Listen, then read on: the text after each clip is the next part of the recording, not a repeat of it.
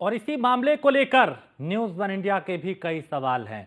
सवाल सबसे बड़ा ये कि एफआईआर और 112 नंबर की रिपोर्ट में आखिर अंतर क्यों है। जब हादसे बाइक और ट्रैक्टर से हुआ, हादसा जो है बाइक और ट्रैक्टर से हुआ था, तो रिपोर्ट में पैदल होने का जिक्र क्यों है।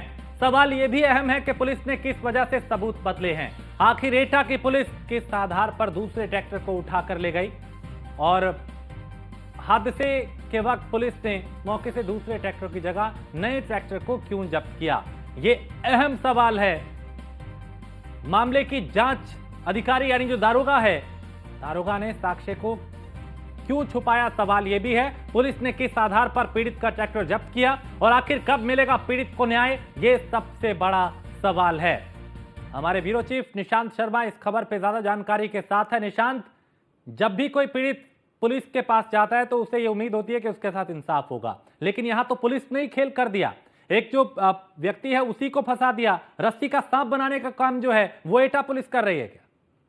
देखिए राजेश, एक मुहावरा आपने सुना होगा कि रस्सी का सांप कैसे बनाया जाता है। हालांकि एटा पुलिस ने सिद्ध कर दिया है कि जिस तरीके से देखा जाए एक बेकसूर को किस तरीके से फंसाया जाता है।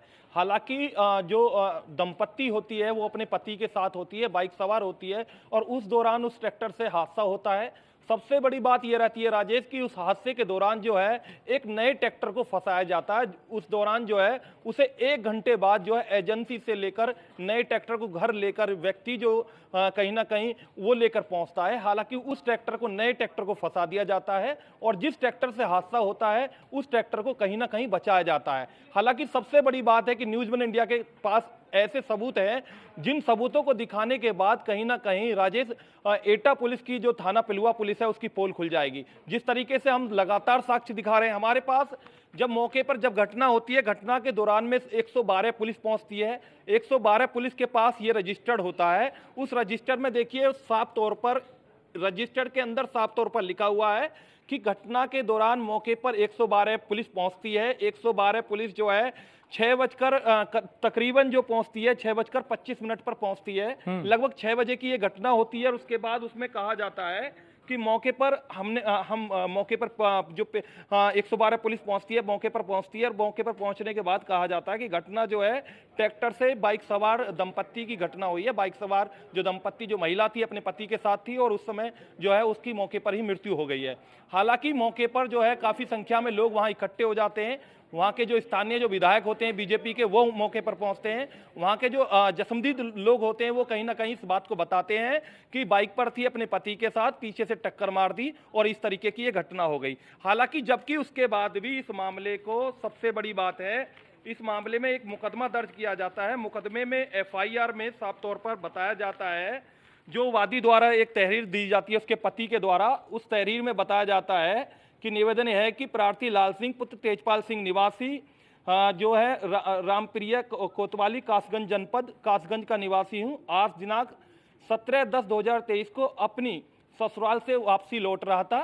वापसी लौट रही थी मेरी पत्नी। उस दौरान जो है मेरी पत्नी की टेम्पू से उतरते दौरान ये घटना हो गई और उस समय मौत हो गई। तो कहीं ना कहीं जो बाइक से उतरने वाली जो पति के साथ थी और पति के साथ बाइक पर होती है, उस समय उस घटना को छुपाया जाता है और इस बात का जिक्र किया जाता है कि वो हादसा जो है टेम्पू से उतरते दौरान पीछे से जो ट्रैक्टर आ रहा था तेज रफ्तार में, उस ट्रैक्टर ने टक्कर मार दी। हालांकि एक नए ट्रैक्टर को, जिस गाड़ी पर नंबर नहीं होते, उस ट्रैक्टर को फंसाया जाता है और मौके पर जब 112 पहुंचती है तो 112 भी यही बात जिक्र करती है कि हमारी ये जो घटना हुई है, इस घटना में साफ तौर पर कहीं ना कहीं जो हादसा हुआ है ये बाइक पर सवार थी और उसका जिक्र किया जाता है। हालांकि जो स्थानीय अखबार, न्यूज़पेपर होते हैं, जो प्रिंट मीडिया होती है, वो प्रिंट मीडिया खुद जो है कहीं ना कहीं इस घटना को साफ तौर पर छापती है, दिखाती है, प्रकाशित करती है और उसमें साफ तौर पर दिखाया जाता है कि ट्रैक्टर ने बाइक में मारी टक्कर, महिला की मौत और पति जो है वो बच जाता है। तो कहीं ना कहीं इस बात का भी जिक्र किया जाता है और इसमें कहा जाता है कि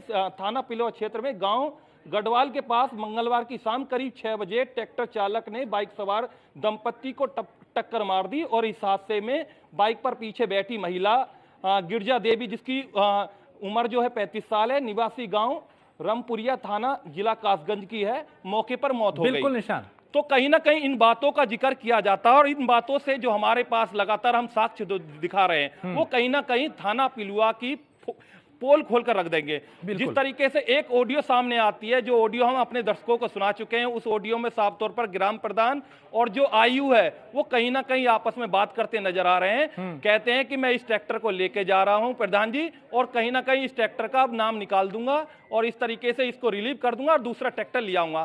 तो सब कुछ जानते हुए जो आयु है वो अनजान क्यों बन रहे हैं? और कहीं ना कहीं जिस तरीके से जो तमाम साक्ष्य आ रहे हैं, हमारी खुद थाना पिलुआ क्षेत्र के जो सदर के जो सीओ हैं सुनील कुमार त्यागी, उनसे भी हमारी बात होती है। उनका यह कहना होता है, मैंने जब उनसे पूछा, बीते दिन हमारी बात हुई, तो मैंने उनसे पूछा कि इस मामले में क्या अपडेट है, क्या इन्वेस्टिगेशन हुई है। तो उनका कहना होता है कि इस मामले में जो है खुद मौके पर जो है थाना पिलुआ के इंस्पेक्टर पहुंचे थे और दंपत्ति जो है वो बाइक पर सवार थी, उस दौरान ये घटना हुई, बाइक पर सवार दंपत्ति की मौत हो गई। तो कहीं ना कहीं इन सारी बातों को सामने आने के बाद जो पीड़ित जो है वो लगातार परेशान है, लगातार परेशान है। निशांत, अभी कुछ और ऑडियो भी है हमारे पास, बिल्कुल अभी कुछ और ऑडियो है, हम वो भी अपने दर्शकों को सुनवाते हैं और फिर आगे आपसे बात करेंगे और समझेंगे कि कैसे एटा पुलिस जो है इस मामले को लेकर कैसे खेल कर रही है। एक ऑडियो क्लिप हम सुनवाते हैं अपने दर्शकों को और फिर उसके बाद सवाल कई हैं जिनका जवाब तलाशेंगे। सुनील त्यागी जी बात कर रहे हैं? हाँ, कर रहा हूँ सर, निशांत शर्मा बात कर रहा हूँ, न्यूज इंडिया चैनल से, हेड ऑफिस से। मामला आपके जानकारी में तो होगा, आप इन्वेस्टिगेशन कर रहे हैं। थाना पिलुआ का एक मामला था, बाइक सवार दंपत्ति की जो ट्रैक्टर ने रौंद दिया था। जैसा उसमें एक महिला मरी थी ना एक्सीडेंट में, वो मोटरसाइकिल में दो एक जेंट्स और एक महिला थी, एक ट्रैक्टर से कुचली गई थी। वो घटना है 12 वफात के दिन की। हाँ, बताओ क्या पूछना चाह रहे हैं? अब तक क्या अपडेट है? अपडेट उसमें मुकदमा कायम हुआ है। जो वादी है उसने उस ट्रैक्टर का नंबर दिया था, ट्रैक्टर शायद थाने पर खड़ा है। विवेचना में ये जानकारी मिली थी कि ना कि ट्रैक्टर दूसरा फंसा दिया है, घटना किसी और ट्रैक्टर ने करी थी। नहीं, ऐसा ना, उसमें उनसे कहा तो गया आप तो एविडेंस दो, ट्रैक्टर कहाँ से लाए थे। ठीक है सर, मैं चाहता हूँ कि इन्वेस्टिगेशन सही हो, कोई दिक्कत नहीं है। बाकी वो तो रात का टाइम है, बाइक से ही थी। हाँ सुनील त्यागी। तो देखिए, ये वो ऑडियो है। निशांत, आपने जो बातचीत की थी वो भी हमने अपने दर्शकों को सुनाया और ये मामला जो है वो ये बताता है कि कैसे पुलिस जो है वो कई बार गड़बड़ी करती है और यहाँ पे तो सब कुछ सामने है। कई ऑडियो क्लिप सामने आए हैं, ग्राम प्रधान और दारोगा के बीच बात हो रही है। राजेश, सबसे बड़ी बात यह रहती है कि जब मैंने सीओ सुनील त्यागी, सदर सीओ है, उनको फोन किया तो उनका साफ सीधा यही कहना था कि जो घटना हुई थी वो कहीं ना कहीं 17 अक्टूबर की घटना हुई थी और उस दौरान जो है बाइक पर सवार थी महिला। तो बाइक पर सवार वाली जो बातें हैं, जो जिक्र सीओ ने खुद मेरी बातचीत के दौरान फोन पर किया और उन्होंने खुद कहा, तो इस बात का जिक्र एफआईआर के अंदर क्यों नहीं किया गया, इस बात को क्यों छुपाया गया? सबसे बड़ी बात तो ये बनती है। दूसरी बात ये होती है कि जब वादी की तहरीर पर अगर जो एफआईआर दर्ज की गई, वादी ने जो लिख कर दी है तहरीर, उस तहरीर में एफआईआर जो मुकदमा दर्ज किया गया है, हालांकि उस मामले में जो आयु है दरोगा और जो थाना प्रभारी है, उन्होंने कहीं ना कहीं जांच की जहमत क्यों नहीं उठाई। तीसरी बात यह बनती है कि लगातार जो पीड़ित है, जो बेकसूर जिसको फंसाया गया, वो तमाम तरीके के बार बार आरोप लगा रहा है। खुद वहाँ के जो स्थानीय जो जिले के जो कप्तान हैं, वो उनको भी लिखित में शिकायत दी गई, उनसे मिले भी। तमाम उनके साथ जो है लोग ग्रामीण भी साथ में पहुंचते हैं भारी संख्या में। वो कहीं ना कहीं वो सारी बातें बताते हैं कि पड़ोस के गाँव के ट्रैक्टर ने घटना को अंजाम दिया है, इस ट्रैक्टर का कोई लेना देना नहीं है, लेकिन उस ट्रैक्टर को फंसाया जाता है। हालांकि तमाम सारी बातें रखी जाती है, लेकिन कहीं ना कहीं इस तरीके की जो लापरवाही है, इस मामले में तमाम शिकायतें उत्तर प्रदेश के मुख्यमंत्री तक पीड़ित द्वारा न्याय मांगने की कोशिश की जा रही है। तमाम जो शिकायतें दी गई हैं, हालांकि इस मामले में जब इन्वेस्टिगेशन की गई तो इन्वेस्टिगेशन में जो साक्ष्य जो पुलिस के पास हैं, खुद पुलिस आयु खुद जानबूझकर ऐसा क्यों कर रहे हैं, क्या साठगांठ कर ली वादी से, क्यों फंसाया जा रहा है, क्यों कहीं ना कहीं जिस तरीके से देखा जा रहा है, जिस व्यक्ति को फंसाया जा रहा है, वो कहीं ना कहीं एक साफ तौर पर इन एविडेंसों को देखने के बाद पूरी तरीके से बेकसूर है। और इसमें साफ कहा जाता है कि पिलुआ थाने की पुलिस ने एक बेकसूर को फंसाया और साफ तौर पर इन बातों से सिद्ध होता है कि रस्सी का सांप कैसे बनाती है खाकी, कैसे बनाती है पुलिस।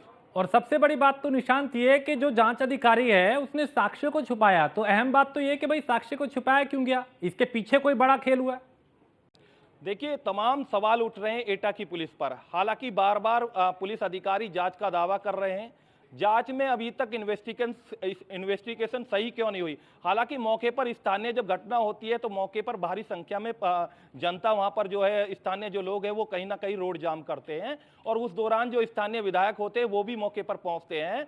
मौके पर पहुंचने के बाद जब वो पूछते हैं कि कैसे क्या कुछ घटना हुई, तो उनको भी बताया जाता है कि जो मामला था कहीं ना कहीं बाइक पर महिला जो है अपने पति के साथ थी और उस दौरान ट्रैक्टर ने टक्कर मार दी और तकरीबन 6 बजे करीब की घटना होती है। और जिस व्यक्ति को फंसाया गया वो अपना नया ट्रैक्टर लेकर 7 बजकर तकरीबन 40 मिनट पर ट्रैक्टर एजेंसी से लेकर आता है और उसके बाद ट्रैक्टर में घटना दिखा दी जाती है उस ट्रैक्टर की। तो कहीं ना कहीं कहा जा सकता है कि इसमें पूरी तरीके से दाल में काला है और जिन सबूतों को कहीं ना कहीं जो आईयू है, जो वहां के कोतवाल हैं पिलुआ थाने के, वो कहीं ना कहीं सही साक्ष्यों के साथ जो है इन्वेस्टिगेशन नहीं कर रहे हैं और साफ तौर पर इनकी लापरवाही देखी जा सकती है और एक बेकसूर को फंसाने का काम जो है वो कहीं ना कहीं पुलिस के इन्वेस्टिगेशन जो अधिकारी है, आईयू है, उसके द्वारा किया जा रहा है। और निशांत, बड़ी बात यह भी कि वो शख्स कह रहा है कि मैं नया ट्रैक्टर लेके आया था। हादसा शाम करीब 6 साढ़े 6 बजे के आसपास का है। वो ट्रैक्टर 8 साढ़े 8 बजे लेके आया, फिर उस ट्रैक्टर को जब्त कर लिया जाता है। तो कैसे एक प्लानिंग के तहत एटा पुलिस ने यहाँ पे एक तरीके से कह सकते हैं कि साजिश को रचा और इस शख्स को फंसाने की कोशिश की, क्योंकि अभी तक की जो चीजें सामने आ रही हैं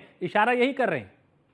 राजेश, एक जानकारी यह भी मिली है कि एकांत जगह में जिस ट्रैक्टर ने घटना को अंजाम दिया उसको बाकायदा खड़ा करा रखा है, तिरपाल उस पर डलाया हुआ है, उसे ढककर खड़ा कराया गया है। बाकायदा उसे बाहर जो रोड पर नहीं निकाला जा रहा और कहीं ना कहीं पूरी तरीके से कहा जा सकता है जो मेन मुलजिम है उसको बचाया जा रहा है और जो बेकसूर है उसे कहीं ना कहीं फंसाया जा रहा है। और उसकी जो बताया जा रहा है कि वो रात दिन इतना परेशान है, रोटी नहीं खा पा रहा है और सीधी साफ बात है कि शरीफ आदमी को फंसाने का काम जो है किस तरीके से किया जा रहा है। एविडेंस जो है खुद आईयू जो एक ऑडियो जो वायरल हुई है उस वायरल ऑडियो से कहीं ना कहीं पुलिस की जानकारी पोल खुलती है और वहां के जो क्षेत्र के अधिकारी जो होते हैं, सीओ जो होते हैं, वो खुद कहते हैं कि इस तरीके से ये घटना हुई, बाइक पर थी दंपत्ति उस दौरान जो घटना हुई और कहीं ना कहीं जिक्र जो है एफआईआर में नहीं किया गया। तो इस बात से साफ जाहिर होता है कि मामले को किस तरीके से लीपापोती की जा रही है और किस तरीके से एक व्यक्ति को फंसाने का काम बिल्कुल, जो है ये सब कुछ सामने है। बहुत शुक्रिया निशांत इस तमाम जानकारी के लिए। तो बड़ी बात ये कि आखिर एटा पुलिस ने ये खेल क्यों किया, क्यों किस आधार पर ट्रैक्टर जब्त किया और क्यों साक्ष्य को छुपाया गया। सवाल कई हैं, जवाब आना उनका बाकी है। खास पेशकश में इतना ही। आप बने रहिए न्यूज़ वन इंडिया।